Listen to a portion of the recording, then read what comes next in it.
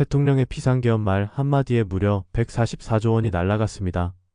주요국 중 한국에서만 유일하게 블랙먼데이가 일어났습니다.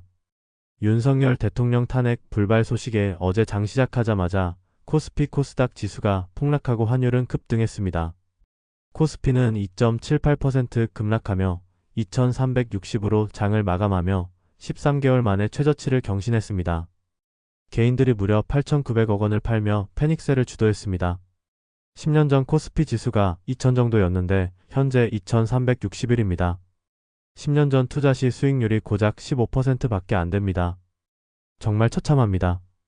10년 코스피 상승률이 물가 상승률도 못 따라갑니다. 이러니 다들 국장 탈출은 지능순이라는 말이 나옵니다.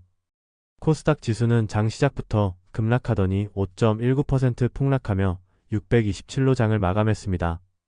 코스닥 시장 상장 종목 1707개 중 하락 종목은 1553개로 91% 달했고 이 중 절반인 785개 종목이 52주 신저가를 기록했습니다.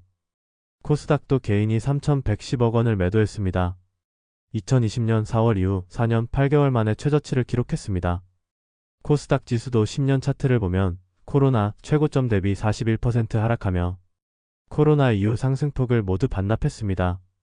이 말은 코스닥에 투자해 돈 번 개인은 거의 없다는 것을 말해줍니다. 증시 급락은 매수 기회라고 하던 개미 투자자들의 공식이 더 이상 통하지 않습니다. 2020년 코로나19나 지난 8월 5일 블랙 먼데이 등 이런 경제위기 상황에서 주식시장이 급락하면 개미 투자자들이 대규모 저가 매수에 나서며 증시 하락을 방어했는데 이번에는 달랐습니다. 코로나도 버틴 동학개미들이 더 이상 버티지 못하고 하루 동안 무려 1조 2천억 원을 매도했습니다. 안 그래도 올해 내내 마이너스 20% 수익률로 전세계 꼴찌를 기록하던 국내 증시가 계엄령이 터지고 탄핵까지 무산되며 무너지자 개미 투자자들이 던지고 있습니다. 비상계엄령 이후 반대 매매도 속출하고 있습니다. 코스피서만 1조 원 이상 강제 청산되었습니다. 반대 매매는 주가가 급락하며 신용대출 담보가액이 담보비율 밑으로 내려가면 담보 부족 계좌가 되고 이로부터 이거래일 뒤에 신용거래용자 반대 매매가 발생합니다. 이미 국내 주식에 투자해서 손해를 보고 계신 분들은 투매에 동참할 필요는 없습니다. 투자 종목 중에서 만약 성장성이 떨어지거나 펀더멘탈에 문제가 있으면 팔아야 합니다. 하지만 성장성이나 펀더멘털에 문제가 없이 비상계엄이라는 정치적 이유로 단기간 하락을 하는 경우는 굳이 팔 필요가 없습니다. 그리고 신규로 투자하시려고 하는 분들은 가능하면 국내 주식시장에는 투자하지 말기를 권합니다. 굳이 하시겠다면 분산 투자하시기 바랍니다. 종목도 분산하시고 매수 시점도 분할 매수로 분산 투자를 해야 합니다. 탄핵 터지자 개인 투자자들은 미련 없이 국내 증시를 떠나 미국으로 투자하고 있습니다. 미국 증시는 사상 최고치를 매일 갱신하고 있습니다. 미국 대표 지수인 S&P 500 지수는 10년 전 2000에서 현재 6000대로 3배 넘게 올랐습니다.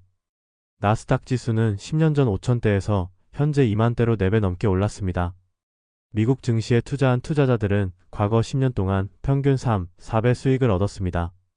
달러원 환율도 나락을 갔습니다. 환율 1,400원대는 경제가 망하는 위기 상황에나 나올 수 있는 환율입니다. 달러원 환율이 10년 최고점을 기록했습니다. 초비상 상황입니다. 곧 1,500원대도 갈 것 같습니다.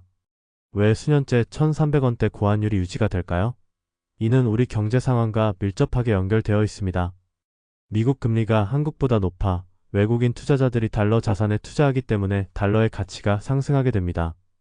두 번째는 한국 경제가 장기 저성장 국면에 들어서면서 외국 투자 자금이 이탈하며 환율 상승에 영향을 미치고 있습니다. 또한 최근 한국의 수출액이 감소하며 외환 수급이 악화되어 원화의 가치가 하락하게 됩니다. 환율 상승은 서민들의 삶과 직결되는 문제입니다.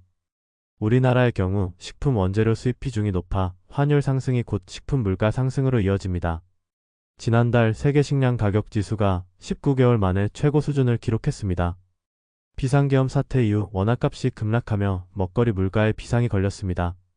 원화값이 하락하면 대부분의 제상품을 달러로 사와야 하는 우리 입장에서 수입 원재료 가격이 비싸지고 결과적으로 밥상 물가를 밀어 올릴 수 있습니다. 경제가 매우 어렵습니다. 여러분 오늘도 힘내십시오. 시청해주셔서 감사합니다. 김부자TV 구독, 좋아요 지금 꾹꾹 눌러주세요.